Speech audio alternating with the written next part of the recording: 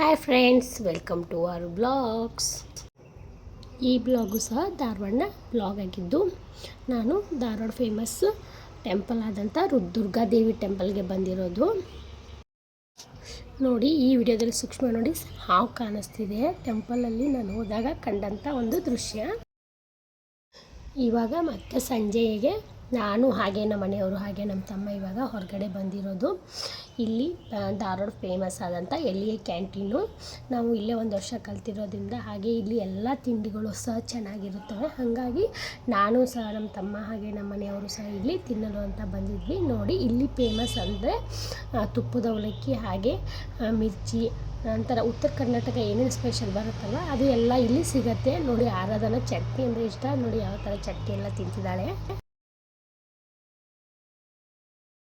ಇಲ್ಲಿ ನಾನು ಮಿರ್ಚಿ ಹಾಗೆ ತುಪ್ಪದ ಅವಲಕ್ಕಿ ಆಮೇಲೆ ಟೀನ ತಗೊಂಡಿದ್ದೆ. ನೀವು ಸಹ ಯಾವಾಗಾದರೂ ಧಾರವಾಡಕ್ಕೆ ಹೋದರೆ ಇಲ್ಲಿ ತಪ್ಪದೇ ಒಂದ್ಸರಿ ವಿಸಿಟ್ ಮಾಡಿ. ಚಟ್ನಿ ತಿನ್ನಕ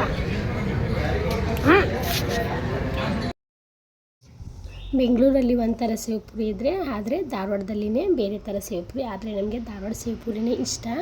ಹಾಗೆ ನೋಡಿ, ಇಲ್ಲಿ ಸೇವ್ಪುರಿ ತಿನ್ನಲು ಬಂದಿದ್ವಿ. ಹಾಗೆ ನಮ್ಮ ತಮ್ಮಣ್ಣ ಹಾಗೆ ನಮ್ಮ ಮನೆಯವ್ರನ್ನ ರೇಗಿಸ್ತಿದ್ದೆ.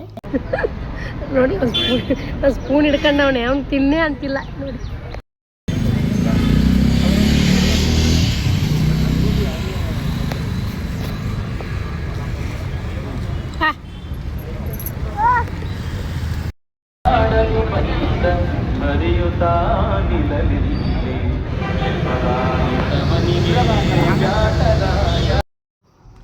ಇವಾಗ ಮತ್ತೆ ಧಾರವಾಡದ ಗಾಂಧಿ ಬಜಾರ್ ಹತ್ರ ಹೋಗಿರೋದು. ಇಲ್ಲಿ ಬಿಸಿ ಬಿಸಿ ಮಿರ್ಚಿ ಹಾಗೆ ಮಂಡಕ್ಕೆಲ್ಲ ಸಿಗುತ್ತೆ. ಹಾಗಾಗಿ ಇದು ಸ್ವಲ್ಪ ಟೇಸ್ಟ್ ಮಾಡೋಣ ಅಂತ ಮತ್ತೆ ಇಲ್ಲಿಗೆ ಬಂದು.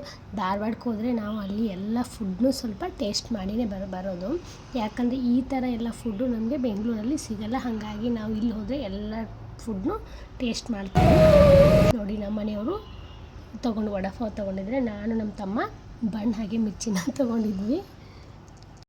ನಿಮಗೆ ಈ ವಿಡಿಯೋ ಇಷ್ಟ ಆದರೆ ಲೈಕ್ ಮಾಡಿ, ಹಾಗೆ ಶೇರ್ ಮಾಡಿ, ಹಾಗೆ ಸಬ್ಸ್ಕ್ರೈಬ್ ಮಾಡಿ. ಮತ್ತೆ ನೆಕ್ಸ್ಟ್ ವಿಡಿಯೋದಲ್ಲಿ ಸಿಗೋಣ. Thank you.